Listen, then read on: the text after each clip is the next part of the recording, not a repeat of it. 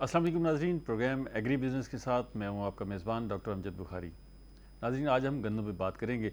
इस वक्त गंदम बड़े अहम मरले पर है, बिजाई हो रही है, कहाँ कहाँ बिजाई हो गई है, कितने रकबे पर हो गई है, अभी भी कुछ अर्सा बाकी है बिजाई के लिए, नहीं है, क्या सूरत हाल है, और अगर बिजाई हो गई है तो हमारे पास खादों की दस्तयाबी क्या सूरत हाल है। ख़ास तौर पे बुआई के वक्त जो है डीएपी बड़ी अशद ज़रूरत होती है, उसके बाद यूरिया की ज़रूरत पड़ती है। उन खादों की दस्तयाबी की क्या सूरत हाल है, उनकी कीमतों की क्या सूरत हाल है, इसका भी जायज़ा लेंगे। लेकिन ख़ास तौर पे फोकस रखेंगे गंदम पर कि गंदम किस मरहले पर है और इस वक्त क्या एहतियातें हैं जो हमें करनी है, और वो क्या तदाबीर हैं जिसके ज़रिए हम अपनी गंदम की पैदावार बढ़ा सकते हैं। मैं आपको अपने मेहमानों का तारुफ करवा दूँ। मेरे साथ पहले मेहमान मौजूद हैं डॉक्टर मोहम्मद इश्तियाक साहब। आप असिस्टेंट प्रोफेसर हैं, ज़रिए यूनिवर्सिटी मुल्तान से मुंसलिक हैं, पढ़ाते हैं, तहकीक करते हैं। उनसे जानेंगे गंदम की क्या सूरत हाल है। दूसरे मेहमान मौजूद हैं अब्दुल सबूर साहब। आप डिप्टी डायरेक्टर हैं महकमा ज़राअत में, शोबा इंफॉर्मेशन से वाबस्ता हैं, और उनके पास क्या इतलात आ रही हैं उनसे भी जानेंगे। बहुत शुक्रिया आप दोनों मेहमानों का। डॉक्टर साहब, ये बताइएगा कि गंदम की बिजाई का अभी वक्त पड़ा है तो कितना पड़ा है, और कब तक जो है हमें काश करनी चाहिए, उसके बाद बिल्कुल रोक देना चाहिए इस अमल को। गंदम की बेहतरीन जो पैदावार आती है ना, इसकी टाइम ऑफ सोइंग बहुत बड़ा रोल प्ले करता है। अच्छा। इसमें जो हमारा ज़राई माहिरीन कहते हैं ना, वो 20 नवंबर से पहले पहले इसको काश्त कर लेना चाहिए। ठीक है। तो इससे आपकी जो पैदावार है उसमें खातिर खा जो ना इजाफा होता है। ठीक है। तो इसे जितना लेट करेंगे तो हर दिन के बदले में हम कहते हैं कि 5 किलो फ़ी दिन के हिसाब से आपकी पैदावार कम होती है। अच्छा। और मैक्सिमम अगर ज़्यादा जो टाइम देते हैं वो 10 दिसंबर से पहले पहले काश्त कर लेनी चाहिए। ठीक है। तो मतलब 10 दिसंबर के बाद तो कतन काश नहीं करनी चाहिए। वो वाइबल नहीं होगी, फाइनेंशियल वाइबिलिटी उसकी फिर पैदावार उतनी नहीं आती। अब इस वक्त जो है अगर जो काश्तकार रह गए हैं, ताख़ीर कर बैठे हैं, तो उनको फौरी तौर पे फौरी तौर पे काश्त कर लेनी चाहिए, क्योंकि ये टाइम अब है, अभी हम 3-4 दिन पड़े हैं, 3-4 दिन हैं, जो इन 3-4 दिनों में जितना जल्दी मुमकिन इसको काश्त कर लेनी चाहिए जितनी जल्दी हो सके। तो इस वक्त जो गंदम का बीज है उसकी दस्तयाबी की सूरत हाल क्या है, मार्केट से क्या इतलात आ रही हैं, आपको काश्तकार मिलते होंगे, क्या कहते हैं? जी, इसके सीड का इसका इतना इशू नहीं होता गंदम का, मोस्टली ये अवेलेबल होता है। एक तो हमारे यहाँ नॉर्मल भी जो फार्मर प्रैक्टिस होती है कि वो उनके घरों में ज़्यादातर रख लेते हैं जो अच्छी पैदावार वाले बीज होते हैं। दूसरा जो है ना, हमारा जो सीड कॉरपोरेशन है उनके पास वाफर मकदार में सीड मौजूद है, वहाँ से सर्टिफाइड सीड लेना चाहिए। तो सर्टिफाइड सीड लेके और उसको फिर नॉर्मली वो ज़्यादातर जो ना वो ग्रेडेड होता है, अगर ग्रेडेड नहीं है या घर का जैसे रखा हुआ होता है उसको ग्रेड करके फिर काश्त करना चाहिए। उससे जो है ना आपकी जो हेल्दी सीड है ना, जो अगर हेल्दी सीड होगा तो उससे आपकी जो गंदम है वो अच्छी, उसकी जो ना उगाव अच्छा होगा तो उसकी पैदावार बेहतर आएगी। ठीक है। तो मतलब घर का है तो उसकी भी ग्रेडिंग कर लेनी चाहिए। अगर ग्रेडर नहीं है आपके पास तो उसको सिंपल आप छानना जैसे लगा के कर लेते हैं कि छाननी करके उसमें से जो हल्का बीज है उसको हवा से पंखे से लदा हो जाता है। वो भारी जो वजनी जो सीड होता है वो नीचे बैठ जाता है, तो नीचे से जो आपको जो मोटा और वजनदार जो बीज लगता है उसको आप उगाओ। तो वो ज़्यादा रंगत से भी कोई पहचान है कि ये अच्छा बीज होगा, या बस सिर्फ उसके वजन को देख के हम?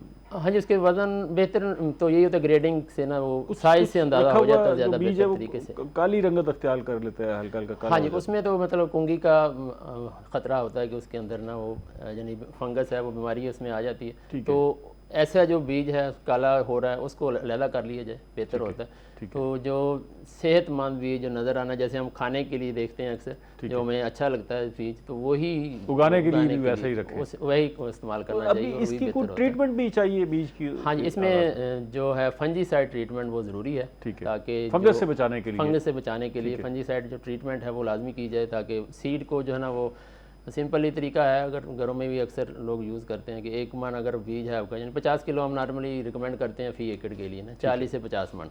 अगर तो जो कहते हैं ना वो शगुफ़े बनाने वाली वैरायटी है उसका 40 मन सीड बेहतर है, अगर उसका 85% उगाव है।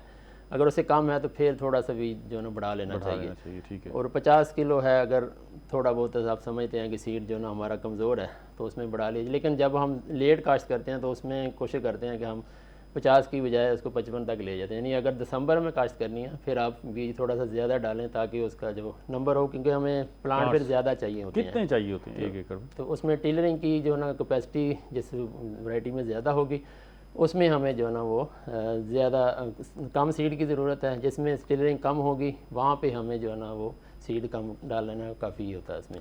तो कुछ वैराइटीज़ हैं जैसे फैसलाबाद है, लसानी है। नॉर्मली तो हम ये वैरायटी अब डिस्करेज करते हैं कि ना लगाई जाए, क्योंकि इसमें कोंगी का जो हमला है वो नज़र आता है फील्ड के अंदर। तो अगर किसी के पास ये लगाना चाहते हैं तो उसमें फिर ये शगुफ़े बनाने वाली वैराइटीज़ हैं, इनका जो बीज ना नॉर्मल वैरायटी से 5 किलो कम लगा दिया जाए तो ज़्यादा बेहतर होता है। ठीक है, मज़ीद बात करते हैं। मैं ज़रा अब्दुल सबूर साहब को शामिल कर लूँ। सबूर साहब, ये बताइएगा कि क्या हालात हैं? कोई ख़बरें मार्केट से तो बड़ा शोर शराबा है कि जी खाद नहीं मिल रही, जी गंदम क्या काश्त करें, और महकमा ज़राअत सोया हुआ है जी, वो परवाह नहीं कर रहा, काश्तकार रुल गया। क्या असल सूरत हाल है क्या? जी बिस्मिल्लाहिर्रहमानिर्रहीम। बहुत शुक्रिया।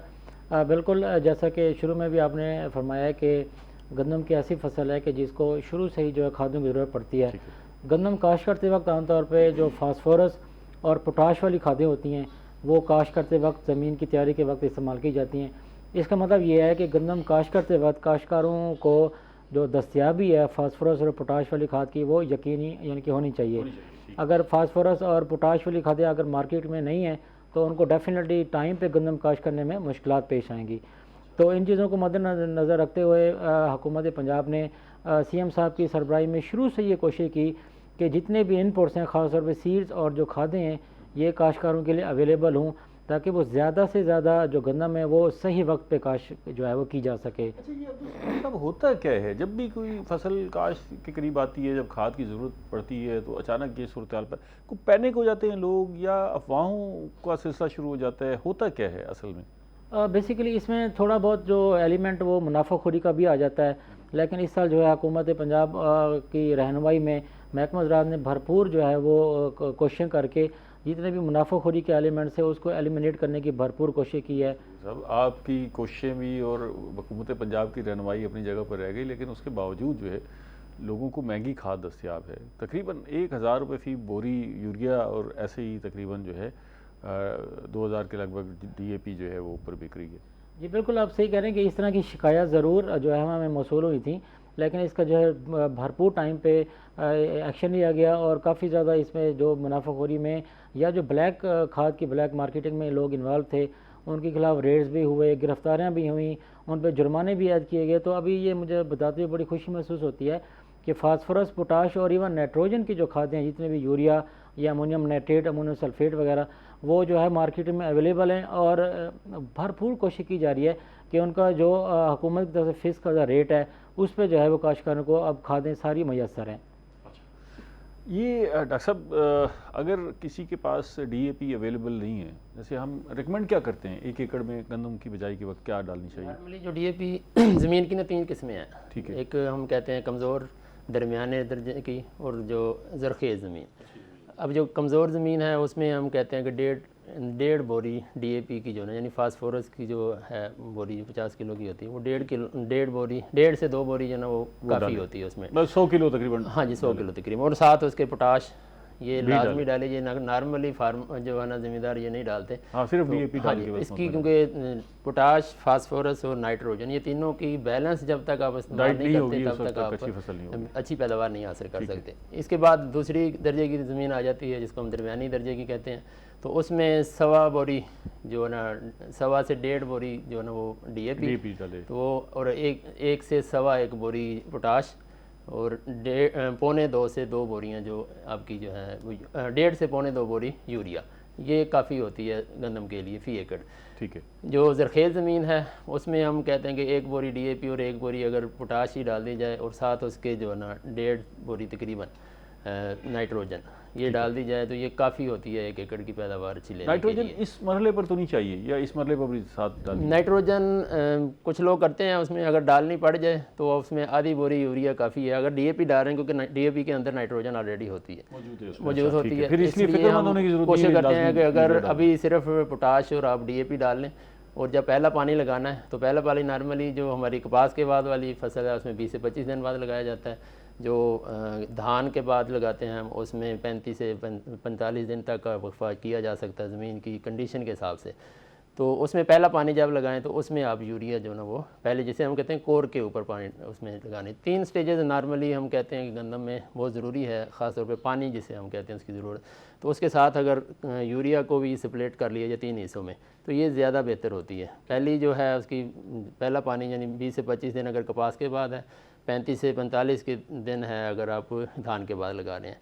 तो दूसरा पानी जो है वो उसके बाद है कोई 60 से 70 दिन के वक्फे के साथ, यानी उसको हम कहते हैं जब वो दूसरी आती है टेलरिंग स्टेज कह लेते हैं या उसको गोब की हालत कह देते हैं। तो उसके बाद फिर है दूधिया हालत में, जब दाना बनना शुरू होता है उस वक्त पानी की ये 3 जो कंडीशन है, इसमें पानी जो है ना वो बहुत ज़रूरी होता है गंदम के लिए। ठीक, इस पे बात करते हैं। बाकी इसके अलावा बताइएगा कि यूरिया, चलें उसके लिए थोड़ा सा वक्फा चाहिए। अब जैसे ही आप काश्त कर लेंगे फिर यूरिया के लिए भागना शुरू कर देंगे, क्योंकि डीएपी काश्त के वक्त चाहिए। डीएपी और पोटाश, डीएपी है भी बड़ी महंगी। हाँ जी। अच्छा, उस दस्तियाबी का भी बड़ा इशू हो जाता है। फिर डीएपी महंगी होने की वजह से उसकी मिलावट वाली खाद भी बहुत ज़्यादा मिलती है ऐसी। अब अगर किसी के पास दस्तियाबी कम है, मतलब उसे पूरी बोरी नहीं मिल सकी एकड़ के लिए, तो कम है तो वो यही करेगा कि डिवाइड करके आधी बोरी डाल दे या उससे कम फार्मर करते हैं। हाँ, फिर वो करे क्या, मतलब उसके फसल को भी बचाना है जी, और जेब को भी देखना है और दस्तियाबी भी देखनी है। अगर दस्तियाबी का इशू है या बाज़ का फाइनेंशियल इशू भी होते हैं जो सबसे ज़्यादा हमारे यहाँ फार्मर को होता है कि टाइम ऑफ सोइंग के टाइम नहीं होती, तो उसमें नाइट्रोफास आपके पास ऑप्शन होता है कि अगर अपने उसमें नाइट्रोजन भी है, फास्फोरस भी है, तो वो जब पानी लगाना है तो उस वक्त उसको नाइट्रोफास, तो वो अगर उसको हम कहते हैं कि फर्टिगेशन कर दी जाए, यानी पानी में मिक्स करके करें तो वो ज़्यादा अवेलेबल होती है और उसको ड्रम में घोल के अक्सर फार्मर ये करते हैं, तो वो ज़्यादा बेहतर तरीके से उसमें तक पहुँच जाती है उसके पौधे तक। लेकिन ज़्यादा रिकमेंड यही किया जाता है कि इसको ज़मीन के अंदर अगर इनकारपोरेट कर देंगे, फास्फोरस पोटाश ज़मीन के अंदर रहती है, जबकि नाइट्रोजन जो है ना वो हवा में उड़ जाती है। उसको हम पहले नहीं लगा सकते, उसको हमने मुख्तलिफ मराहल में ही उसको देना होता है।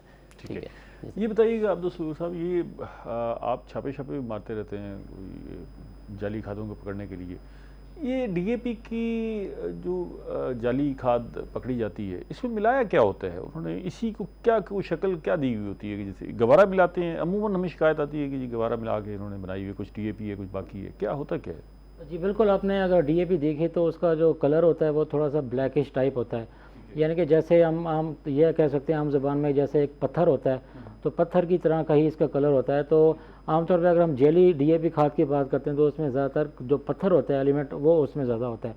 बाकी जो गवारा की आपने बात की वो भी हो सकता है, लेकिन ये क्योंकि हार्ड होती है, जल्दी डिज़ाल्व नहीं होती, तो इसलिए ज़्यादातर लोग इसमें जो है पत्थर शामिल करके डीएपी करके बेचते हैं। अब जितने भी रेट हमने किए हैं जेली खाद की, जहाँ पे हमें शिकायत मसूल हुई, तो वहाँ पे जितनी भी जेली खाद हमें मिली उसमें ज़्यादातर जो उसमें था पत्थर था। लेकिन वो ये है कि अब क्या था, ये मैं अभी आपसे पूछता हूँ, ब्रेक ले लूँ, इसके बाद अभी इस पर बात करते हैं। बड़ा अहम मामला है, लोग इसी से परेशान होते हैं, वो भी गुर बताइएगा कि जेली खाद की पहचान कैसे करनी है। नाज़रीन हमारे साथ रहिएगा, गंदम में बात करें, मिलते हैं एक छोटी सी ब्रेक के बाद।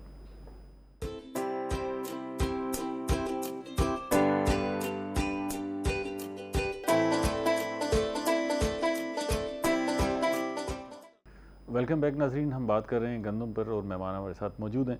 अब्दुल सबूर साहब, आप बता रहे थे कि जो डीएपी है वो पत्थर की तरह होती है और अमूमन उसमें जो भी चीज़ शामिल की जाती है वो भी उसी तरह ही होती है जो पत्थर की तरह महसूस होती है। तो क्या ये पत्थर पीस के भी डाल दिया जाता है? लेकिन वो तो फिर पिघलता नहीं होगा, अगर आप उसे डिज़ाल्व नहीं होता होगा।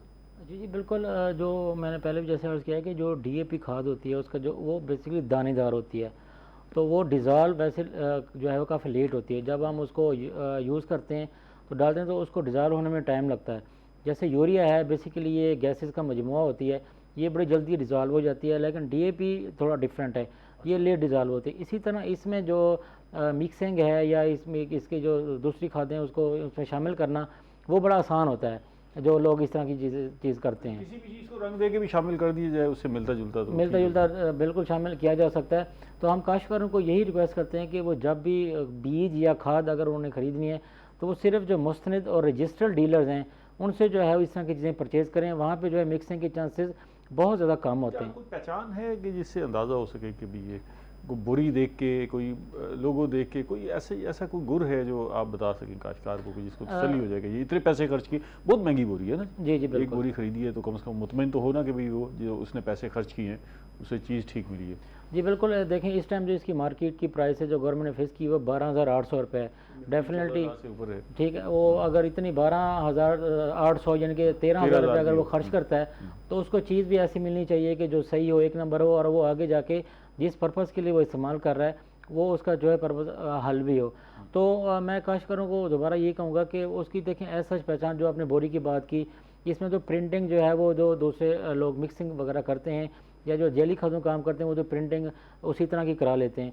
तो अगर वो मुस्तनद और अच्छी जगह से रजिस्टर्ड, क्योंकि जैसे हम फार्मर्स की रजिस्ट्रेशन करते हैं इसी तरह जो सीड डीलर्स हैं या जो खाद डीलर्स हैं उनकी भी अब रजिस्ट्रेशन होती है, तो उनको सारे वो पैरामीटर से पूरा उतारना है तभी जाके जो है। तो सबूर साहब वो तो ठीक है, आपने रजिस्ट्रेशन कर ली। अब ये जितने पेट्रोल पंप बने हुए हैं सारे रजिस्टर्ड ही है ना जी, किसी न किसी कंपनी के हैं, लेकिन खुद ही छानबीन करनी पड़ती है। लोगों को पता होता है कि यार इस पंप से पेट्रोल रहा है ये ठीक मिलेगा, इस पे मिलावट वाला मिलेगा, इस पे कम पैमाना है। तो ये रजिस्टर्ड के बावजूद भी कोई गारंटी तो नहीं है। अच्छा बिल्कुल आपकी बात सही है, लेकिन उसमें ये होता है कि जितने भी रजिस्टर्ड, जो मैं बार बार बात कर रहा हूँ, उसमें हमारा जो चेक एंड बैलेंस है वो काफ़ी ज़्यादा है।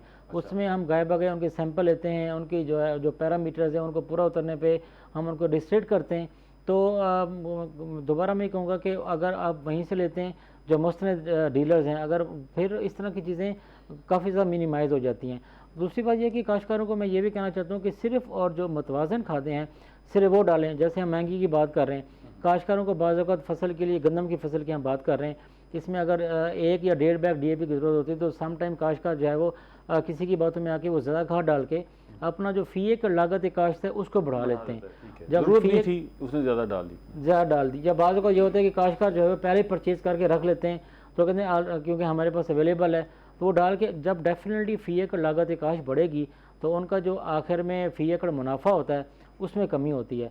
ज़मीन का तजिया करवा के जितनी खाद मुतवाज़न चाहिए उतनी इस्तेमाल करनी चाहिए, ना ज़्यादा डालें ना कम डालें, जो ज़रूरत है पता लग जाएगा भाई कितनी। हाँ जी डॉक्टर साहब ये बताइएगा कि ये जो हम मुतवाज़न खादों का जिक्र करते हैं कि जी आप मुतवाज़न खाद डालें, तो उसमें एक तो जैसे ये इन्होंने बताया कि जी मट्टी का तजिया करवा लिया जाए, ज़मीन का तजिया करवा लिया जाए, वहाँ से हमें अंदाज़ा हो जाएगा। लेकिन हमने देखा है कि लोग जो है कोताही करते हैं इस मामले में, और बड़ी कम शरह है जो मट्टी का तजिया करवाने के लिए जाते हैं, वरना जो है वो खुद ही फैसला। अगर वो जो लोग नहीं जाते उनको कुछ आप गुर बता सकते हैं, चले आप नहीं गए, इतने साल पसंद है, तो ज़मीन को देख के, ज़मीन की हैयत को देख के, पैदावार को देख के, पिछली पैदावार को देख के आप कुछ फ़ैसला कर सकें कि आपने ये पैटर्न अडॉप्ट करना है। हाँ, ये से अंदाज़ा हो सकता है अपनी पैदावार का ही लोग देख के बात करके उसकी उगाव में उसके जो पौधा है आप उसको देख के अंदाज़ा लगा लेते हैं कि इसमें खाद की कमी आ रही है या इसमें, तो उसकी ग्रोथ से ही बिल्कुल आप अंदाज़ा लगा सकते हैं। उसकी रंगत से अगर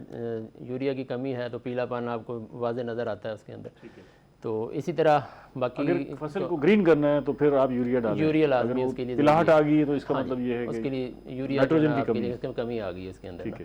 तो इस तरह आप यानी पौधे जो है ना, पोटाश की कमी, पौधे बातें करते हैं, वो बताते हैं कि हमें इस चीज़ की कमी है, तो उसकी जो आप उनकी ज़बान समझने वाले हों, हाँ जी उसकी समझने वाले हों, आपको अंदाज़ा हो जाता है। हाँ जी उसमें अंदाज़ा हो जाता है उसकी सेहत देख के। जैसे आप आम आदमी को देखते हैं कि अगर उसको समझ जाते हैं कि आप कमज़ोर हैं, आम आदमी को देख के तो हम वही नुस्खा लिख के दे देते हैं, हर आदमी अक्सर हम कह रहे होते हैं। तो इसी तरह पौधे भी जो ना हम देखें ना तो उसमें पता चल जाता है कि इसको अभी पानी की ज़रूरत है, खाद की ज़रूरत है, तो उसे अंदाज़ा हो जाता है। यहाँ ये कहते हैं कि हर मरीज़ को देख के सामने वाला डॉक्टर बन जाता है, ऐसे और किसी भी डॉक्टर को देख के सारे मरीज़ बन जाते हैं। सारे मरीज़ बन जाते हैं, ये बिल्कुल ये ऐसे ही है ना। तो ये जो फसलों की सूरत हाल है उस पर भी, इसमें भी ऐसे ही होता है बिल्कुल ये। तो दूसरे एक और बात, ये तो हमने अभी बात की ना माइक्रो न्यूट्रिएंट्स, तो इसमें माइक्रो न्यूट्रिएंट्स दो जो ना लाजमी ज़रूरी है, उसमें जिंक सल्फेट है और बोरान। तो ये भी अगर हम इसमें भी डालें तो जिंक सल्फेट 33% जो है ये अगर हम 6 किलो फ़ी एकड़ के हिसाब से डाल दें, और जो है बोरेक्स है जो हमारा वो तकरीबन 17% अवेलेबल होता है मार्केट में, तो उसके 2.5 किलो अगर फ़ी एकड़ के हिसाब से डाल दें तो ये भी हमारी जो अच्छा कम्बिनेशन हो जाएगा, अच्छा कम्बिनेशन होता है और हमारी पैदावार में इजाफा होता है। तो इसमें मैं इसकी बात को चलाता हूँ, इसमें बताता हूँ हमारी यूनिवर्सिटी ने पिछले दिनों प्रोजेक्ट किया था लास्ट ईयर, जो जैसे फ्लड आया उसमें ज़िम्मेदारों के साथ बड़ा मतलब वहाँ पे उनकी पिछली फसल जो थी राई से ज़्यादातर लगी हुई थी डेरा गाजी खां में, तो वो सारी की सारी आलमोस्ट ख़त्म हो गई थी। तो ज़िम्मेदार बड़े परेशान थे। तो इसमें फिर हमने एक प्रोजेक्ट बनाया है वीओल ग्रुप के साथ मिलके, केंजो जी उनकी सर्टर सीड के नाम से कंपनी है, तो उनसे हमने सर्टिफाइड सीड, हमने उसमें 40 फार्मर को रजिस्टर किया वहाँ पे। उनका तकरीबन जो छोटे फार्मर जिसमें 4 से 5 एकड़ वाले, तो ये तकरीबन हमारे पास एकड़ बना 145 एकड़ एक, तो उनको फिर हमने पूरी इनपुट्स दी। तो इसमें हमारी काफ़ी लर्निंग हुई, उसमें टेक्निकल सपोर्ट जो है ना यूनिवर्सिटी ने उनको प्रोवाइड की। उसके अलावा जो कंपनी की तरफ से था पूरी इनपुट्स, यानी बीज जो हाई क्वालिटी बीज जिसको हम सर्टिफाइड सीड कहते हैं, तो उसकी जर्मिनेशन भी बड़ी आला थी। उसमें फिर फंजीसाइड ट्रीटमेंट करवाई। तो हमने फार्मर के ऊपर ये उसमें फार्म पे जब प्रैक्टिस की तो उसमें फार्मर की उसमें DAP फ़ी बोरी हमने, यानी 1 बोरी फ़ी एकड़, 2 बोरी यूरिया, और इसी तरह पोटाश जो जहाँ पे ज़रूरत है, कि नॉर्मली फ्लड वाले एरिया में पोटाश की ज़रूरत कम होती है, तो जहाँ पे ज़रूरत थी हमें एनालिसिस के बाद सॉइल के हमने देखा, तो फिर उनको वो हमने पोटाश भी प्रोवाइड की। इसी तरह माइक्रो न्यूट्रिएंट्स, जिंक हो गया, जो मैंने भी बोरान हो गया। तो उसके बाद फंजीसाइड, सॉरी वीडीसाइड, जब ज़रूरत पड़ी तो वीडीसाइड भी उनको वहाँ पे अर्जान, जो भी मार्केट का उस वक्त का रेट था वो हमने सारा क्रेडिट के ऊपर दिया कि जब उनकी फसल आएगी उस वक्त हम उनसे जो है ना वो बाई कर लेंगे। तो तकरीबन 5 मिलियन के करीब उन्होंने इस पर इन्वेस्ट किया, 50 लाख के करीब जो है ना इन्वेस्ट किया वहाँ पे। पूरा हम तकरीबन हर हफ्ते जाते थे, उनके साथ मीटिंग करते थे, फार्मर को गाइडेंस भी देते थे। तो इसमें हमारी जो एट द एंड जो है दो जी थी हमारी, लास्ट ईयर हमने जो सर्वे किया उसमें उनकी 36 मन फ़ी एकड़ के हिसाब से पैदावार आ रही थी इन एरिया की। तो पिछले फिर हमने जब एट द एंड एनालिसिस किया तो 10 मन फ़ी एकड़ जो है ना उनकी पैदावार बढ़ गई हमारी। ये यानी एक तो हमने टाइम ऑफ सोइंग को बड़ा ख्याल रखा कि 10 नवंबर तक हमने कोशिश की सारी काश्त हो जाए। तो नॉर्मली हमने मोर देन 95% 10 नवंबर तक काश्त कर ली थी, बाकी जो थी वो 20 नवंबर से पहले हमने काश्त कराई। दूसरा काम हमने किया, उनको इनपुट्स जो, क्योंकि फार्मर की कंडीशन इतनी नहीं होती कि वो डीएपी, पोटाश या यूरिया को टाइमली अफोर्ड कर सके, तो वो हमने उनको टाइमली प्रोवाइड की और टाइमली उनकी एप्लीकेशन को इंश्योर किया। वहाँ पे हमने स्टूडेंट्स को वहाँ पे एज ए स्टूडेंटशिप दे के इंटर्नशिप पे, तो वहाँ पे उनको साथ उनके अटैच किया। बाकी जो इनकी कंपनी के लोग थे वो भी सर्विसेज वहाँ दे रहे थे उनको। तो उससे हमें देखा कि लोगों का जो ना बड़ा इसमें अच्छा फीडबैक आया। मॉडल होगा ना, तो ये एक ये बिजनेस मॉडल एक हो सकता है, ये बहुत अच्छा है ना, कि अगर हमारी जो बिजनेस कम्युनिटी है वो फार्मर को इस तरह की इनपुट्स दें, उनके साथ बाई बैक का सिस्टम बनाए।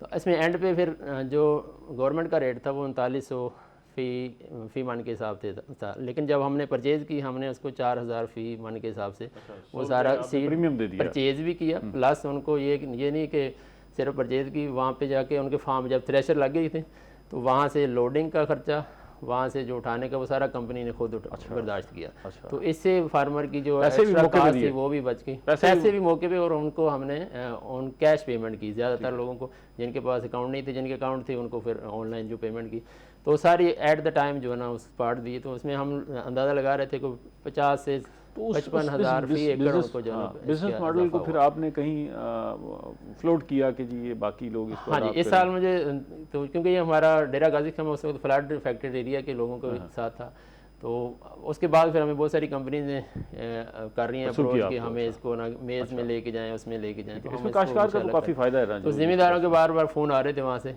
वो डेरा गाजी खान एक थोड़ा सा रिमोट एरिया होना हमारे लिए थोड़ा सा फिजिबल नहीं है कि हर साल जाके वहाँ पे काम कर सकें, लेकिन कंपनीज जो है ना अपनी तौर पे इस तरह की बहुत सारे मॉडल जो अडॉप्ट करके अगर करना चाहें तो ये बहुत अच्छा मॉडल है। इसमें एकेडमी या इंडस्ट्री लिंकेजेस जो है ना उससे बेनिफिट जो है हमारे फार्मर को होगा और अल्टीमेटली ये मुल्क का फ़ायदा होगा। अब्दुल समद साहब ये बताइएगा कि ये आप ज़ाहिर है लोगों से शिकायत भी लेते हैं कि जी गंदम की काश्त हो रही है तो अगर कहीं कोई जाली खाद मिल रही है तो हमें बताया जाए, कहीं ज़्यादा पैसे लिए जा रहे हैं तो बताया जाए, कहीं बीज सबस्टैंडर्ड है तो वो हमें बताया जाए, या और भी शिकायत।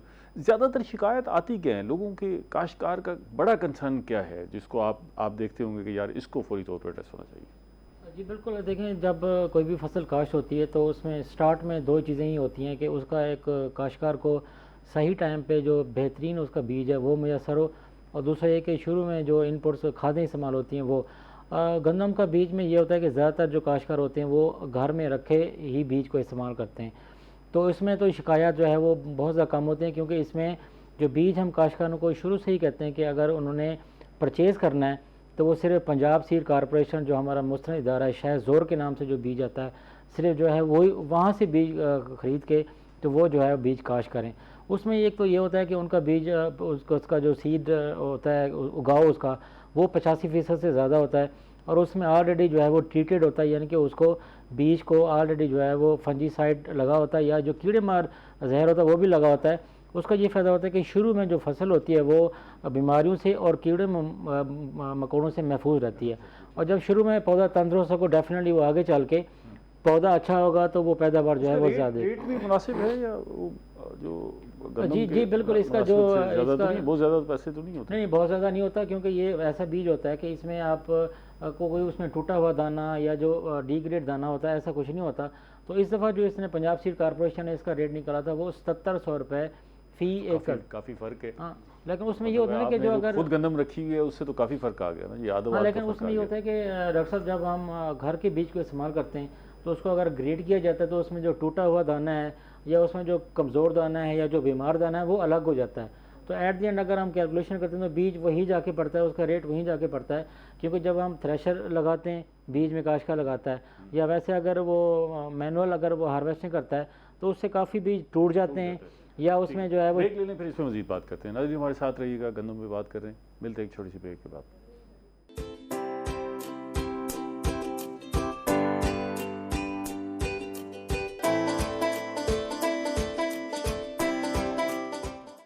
वेलकम बैक नाज़रीन, हम बात कर रहे हैं गंदम पर। माहिरीन हमारे साथ मौजूद हैं, आप भी शरीक होइएगा क्योंकि आपको बहुत सारे मशवरे मिलेंगे। गंदम इस वक्त जो है इंतहाई अहम मरले में है। बहुत सारे लोगों ने काश्त कर ली है लेकिन अभी भी बड़ी तेज़ी से काश्त हो रही है।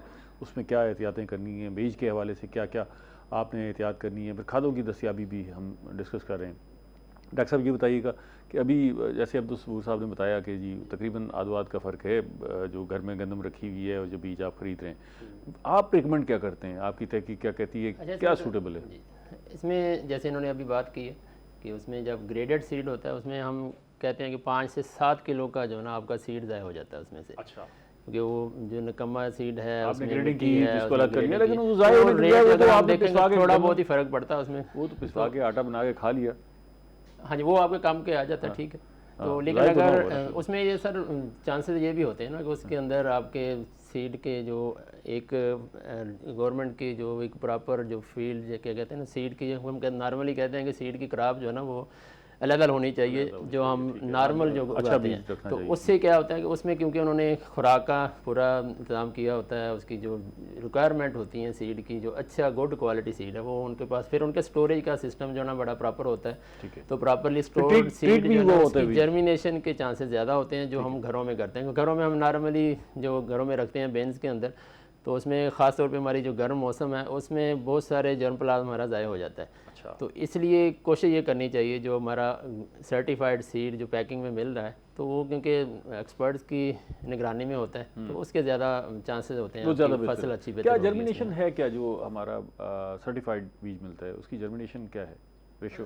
देखें, जब हम ये बात करते हैं कि अगर जो मतलूबा पौधों की तादाद है वो तकरीबन 10 से 12 लाख कम से कम जो है होनी चाहिए फ़ी एकड़।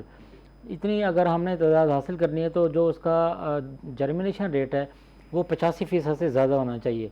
अगर 85% से जर्मिनेशन जो उगाव का रेट है वो कम है तो उसी हिसाब से हमें आगे जो बीज है उसमें इजाफा करना चाहिए। जो हमें पंजाब सीड कॉरपोरेशन से मैसर होता है काश्तकारों का बीज, उसका जो उगाव होता है वो 85% से ज़्यादा होता है। अच्छा। लेकिन अगर काश्तकार जो है वो घर का बीज इस्तेमाल करते हैं तो उसका जो रेट होता है वो काफ़ी जर्मिनेशन रेट कम होता है।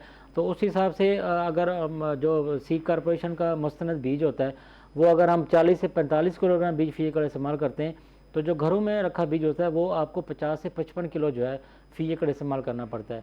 इसी तरह उसमें जो ट्रीटेड भी होता है, अगर काश्तकार घरों का बीज इस्तेमाल करते हैं तो उनको अलग से जो है वो उसको ज़हरआलूद करना पड़ता है, उसके बाद जो उसको जाके काश्त करते हैं। जो सीड कॉर्पोरेशन से बीज लेते हैं वो ऑलरेडी ट्रीटेड होता है, कुछ नहीं करना, उसको खोलना है और बीज डाल देना है, ऐसे ही? जी बिल्कुल ऐसा ही। कुछ ट्रीटमेंट की उसमें कोई धोने शोने की जरूरत नहीं है, कुछ भी करने की जरूरत नहीं है जी, उसमें किसी चीज़ की ज़रूरत नहीं है। उसको ना ही आपने साफ़ करना है, ना ग्रेड करना है, ना ही ज़हरआलूद करना है।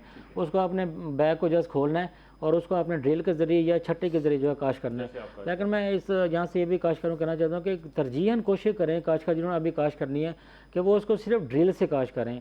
छट्टे के ज़रिए भी हमारी काश्त जो है वो आम है, लेकिन उसमें जो बीज का जो गहराई तक बराबर नहीं जाता तो उसमें भी ये होता है कि जर्मिनेशन हमारा अच्छा खासा मुतासिर होता है। अगर ड्रिल से हम काश्त करते हैं उसका ये है कि बीज सही गहराई में जाता है और उसका उगाव जो है वो बेहतरीन होता है। और काश्त करने से पहले काश्तकारों को उसका उगाव भी मालूम कर लेना चाहिए, उस हिसाब से जो सीड रेट है उसमें आप वेरी कर सकते हैं। ठीक है। ये जो सर्टिफाइड बीज है अगर कोई वहाँ बच गया है आपके पास, वो खाने के इस्तेमाल तो नहीं हो सकता ना, या ये बड़ा मसला है? ये अगर वहाँ बचा हुआ है तो कोई हर्ज नहीं, यहाँ बचा हुआ है तो कोई बचे हुए बीज का क्या करें?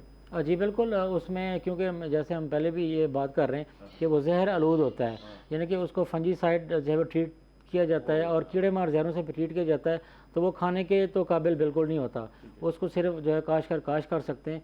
तो काश्तकार भी उस हिसाब से ही लेते हैं कि जितनी फसल अगर बच गया तो अगली फसल तक रखा जा सकता है क्या इस आपकी? उसमें ये होता है कि स्टोरेज का इशू तो डेफिनेटली जो फार्मर कम्युनिटी है वहाँ पे होता है। डॉक्टर साहब से पूछ लेते हैं। डॉक्टर साहब, क्या ये स्टोरेज जो है ना बड़ा इंपॉर्टेंट इशू है, बल्कि मैं आपसे खाद की स्टोरेज का भी पूछूंगा।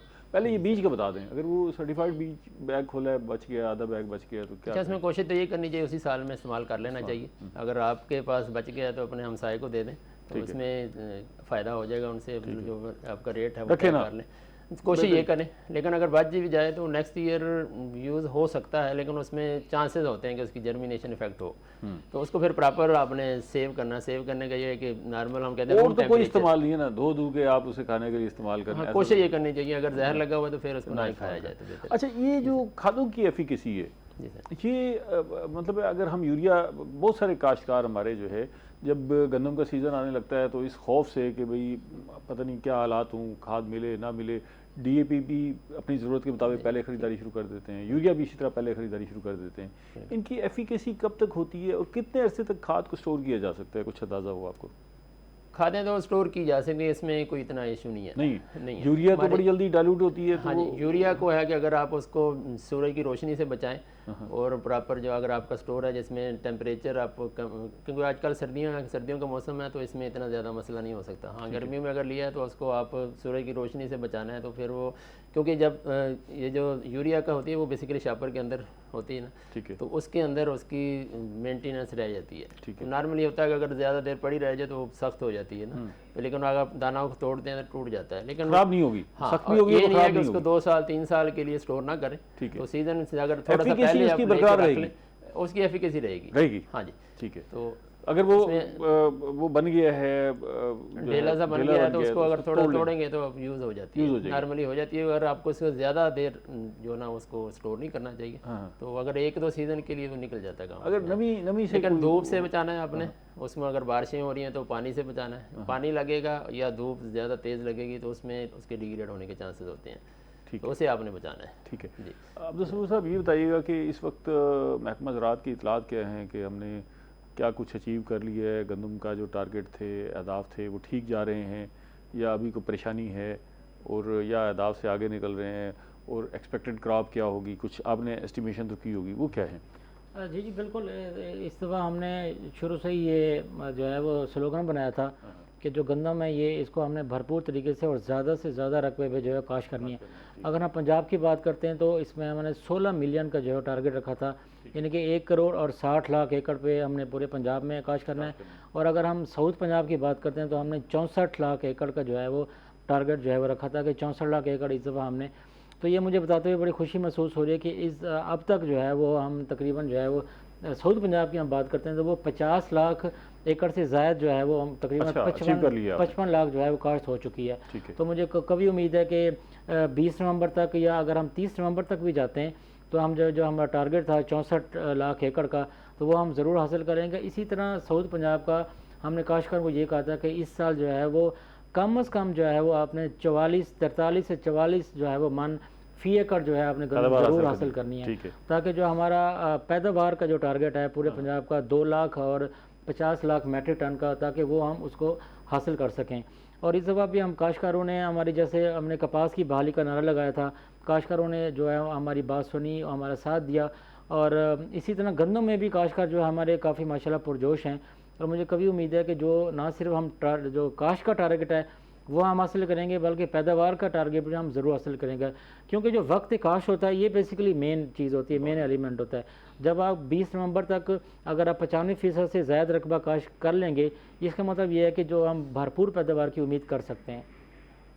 ये बताइएगा कि ये जो आपने टारगेट रखा, इसमें एक बड़ा फैक्टर जो है वो प्राइस है, तो गंदम की जो कीमत है उससे काश्तकार मुतमईन नज़र आ रहे हैं, जो इनपुट्स की प्राइस और इसको ज़रा वाजना करके देखें तो? जी बिल्कुल। अगर हम इसकी जो सपोर्ट प्राइसेस की अगर हम बात करते हैं तो डेफिनेटली हमारा जो काश्तकार है वो मुतमईन है, क्योंकि अगर फ़ी एकड़ हम कास्ट ऑफ प्रोडक्शन की बात करते हैं और उसके बाद उसकी जो पैदावार आती है और उसका जो फ़ी एकड़ मुनाफा होता है उसकी अगर कैलकुलेशन की जाए तो ये सपोर्ट प्राइस माशाल्लाह काफ़ी मुनासिब है। अच्छा मुनाफा। तो ये जो असल में वो रकबों के ठेके भी बहुत महंगे हो गए ना, ये भी बड़ा मसला हुआ लोगों को ना।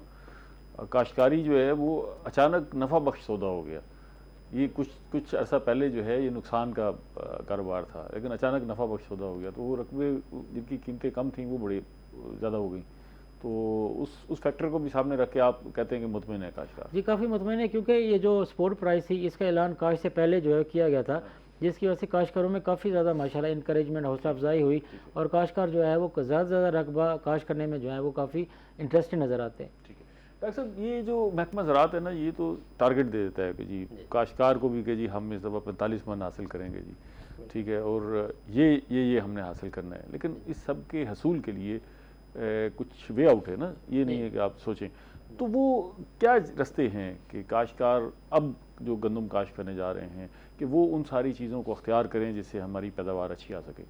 इसमें सर 3 से 4 मामल जो ना वो बड़े कह लें कंट्रीब्यूटिंग फैक्टर होते हैं किसी भी फसल की पैदावार हासिल करने के लिए। गंदम में डेट ऑफ सोइंग, आप जितनी जल्दी लगाएंगे गंदम, और नॉर्मली हम नवंबर का महीना जो है इसके लिए सूटेबल समझते हैं, और 20 नवंबर से पहले लग जाए तो ज़्यादा बेहतर है, तो वरना ये 30 से पहले ना इसकी काश्त हो जानी चाहिए। ठीक है, पहला फैक्टर ये होगा, तो इससे आपकी पैदावार जो ना आपको सिग्निफिकेंट डिफरेंस नज़र आएगा जो दिसंबर में लगाते हैं। दूसरा, उसमें खाद, मतवाजन खादों का इस्तेमाल, प्लस उसमें जो पानी की जो है वो 3 मैंने अभी स्टेजेस आपको जो बताई हैं, उसमें अगर उसको पानी दिया जाए और खाद मतवाजन इस्तेमाल की जाए, और उसके बाद फिर आ जाती है प्लांट प्रोटेक्शन। प्लांट प्रोटेक्शन में हमारे पास जैसे कुंगी का जो है ना वो अगर मौसम फेवरेबल हो जाए, ख़ास तौर पर जब बारिशें होती हैं, बारिशों के बाद नमी हवा में जब होती है तो उस वक्त जो है ना हमारे यहाँ रस्ट का इशू बहुत ज़्यादा आता है। तो रस्ट से बचाने के लिए जो है ना वो फिर फंजीसाइड का स्प्रे 1 से 2 अगर कर लिया जाए तो काफ़ी हद तक उसमें कंट्रोल हो जाती है। बाकी कोशिश ये करनी चाहिए, अभी जैसे सोइंग चल रही है तो रेजिस्टेंट वैरायटीज़ जो है ना वो लाजमी उसमें काश्त करनी चाहिए। उससे ये है कि आपकी गंदम के ऊपर वैसे ही बीमारी नहीं आती। तो रेजिस्टेंट वैरायटी की मैंने अभी जैसे डीजे खां की आपको एग्जांपल दी, तो वहाँ पे हमने बकर स्टार लगाई थी, तो मैंने देखा है वहाँ पे हमारे साथ और वैरायटीज़ लगी हुई थी, वहाँ पे हमें इनाकुलम भी जैसे मौजूद था, वहाँ पे फेवरेबल मौसम भी था, और उसके बावजूद हमारी जो गंदम थी वो बिल्कुल ज़ीरो, उसके ऊपर मैंने देखा है कि रस्ट नहीं थी। तो इसका मतलब रेजिस्टेंट वैरायटी जो है ना वो आपका सिग्निफिकेंट रोल प्ले करती है, तो उसमें फिर आपको किसी किस्म की ट्रीटमेंट की ज़रूरत नहीं पड़ती। तो दूसरा, उसके बाद फिर है अब जैसे कुछ एरियाज़ में गंदम के ऊपर एफिड का मसला होता है, जैसे सुस्त इला हम कहते हैं, तो उसके लिए सिंपल सी रिकमेंडेशन है कि हर 100 अब 1 एकड़ है ना, उसके ऊपर हर 100 मीटर के फासले के ऊपर आप 2 लाइनें कनोला की या सरसों की लगा दें। तो उससे क्या होता है कि ये क्योंकि पहले फ्लावरिंग पे आ जाते हैं, इसके ऊपर जो दोस्त कीड़े हैं ना उनकी तादाद पहले बढ़ना शुरू हो जाती है। जैसे ही गंदम के ऊपर आपके उधर सुस्तेला का हमला होता है तो वो वहाँ पे जाके मल्टीप्लाई करते हैं और उसको खुद कंट्रोल कर लेते हैं, तो आपको किसी किस्म की इंसेक्टिसाइड की ज़रूरत नहीं है। फिर एडिशनल इनकम भी हो जाती है, सरसों का या कैनोला जो आपके घर में वो इस्तेमाल के लिए आ जाता है, तो ये एक बायो कंट्रोल मैंने उसको इन्हांस किया जा सकता है। तो उसके बाद जो है फिर एंड पे जो है ना उसकी गहाई का है कि वो अगर मौसम आपका फेवर कर जाए, बाद बारिशें आ जाती हैं एंड पे, जो अगर जैसे हम कहते हैं लॉजिंग हो जाती है, गंदम लेट जाती है ज़मीन में, तो वो अगर जिस हमने देखा है कि जिस फील्ड के अंदर फास्फोरस और पोटाश आप टाइमली अप्लाई किया होता है आपने, वहाँ पे लॉजिंग कम होती है। लेकिन ऐसी फसलें जहाँ पे आप पोटाश और फास्फोरस कम डालते हैं और यूरिया पे ज़्यादा फोकस करते हैं, वहाँ पे हमने देखा लॉजिंग ज़्यादा होती है। तो ये एक बड़ा फैक्टर है, अगर आपने लॉजिंग से बचाना है कि ज़मीन आपकी लेटे, अपनी गंदम जो है ना वो आपकी लेटे ना, तो उसके लिए आपको बैलेंस फर्टिलाइज़र की ज़रूरत है। तो उसके बाद सर है, अब हमारी यूनिवर्सिटी जैसे इसमें 3 इंटरनेशनल प्रोजेक्ट कर रही है, उसमें 3 किस्म की गंदम के ऊपर हमारी रिसर्च चल रही है। उसमें ब्रेड वाली है, उसमें ड्यूरम है, ड्यूरम जिससे पास्ता और ये पिज़्ज़ा वगैरह बनता है, तो उसकी इसी तरह ट्रेटिकेल के नाम से है जो कि हमारी इंडस्ट्री की ज़रूरत है। तो ये इसके ऊपर हमारी अभी 4 से 5 लाइनें जो ना इस वक्त नेशनल कोऑर्डिनेटेड ट्रायल्स में मौजूद हैं। तो उसका जो यील्ड पोटेंशियल है ना, गुर बताए, अगर इनको अडॉप्ट किया जाए तो इससे तवक्को है कि हम अच्छी फसल हासिल कर सकेंगे, मुल्क को भी फ़ायदा होगा, महकमा ज़राअत को भी फ़ायदा होगा। इनको तो अब तो इनकी इंक्रीमेंट भी जुड़ी होती है इससे। आप दोनों मेहमानों का बेहद शुक्रिया। प्रोग्राम का वक्त खत्म हो गया। नाज़रीन, हमने गंदम की बात की, गंदम की काश्त का अभी वक्त बाकी है। अगर आपके पास रकबा बचा पड़ा है कहीं ना कहीं, जहाँ भी जगह पड़ी है और वसाइल हैं, तो ज़रूर गंदम काश्त करें। अच्छी कीमत है, आपको भी फ़ायदा होगा, मुल्क को भी फ़ायदा होगा। अगले प्रोग्राम तक इजाज़त दीजिए। अल्लाह ने के बाद।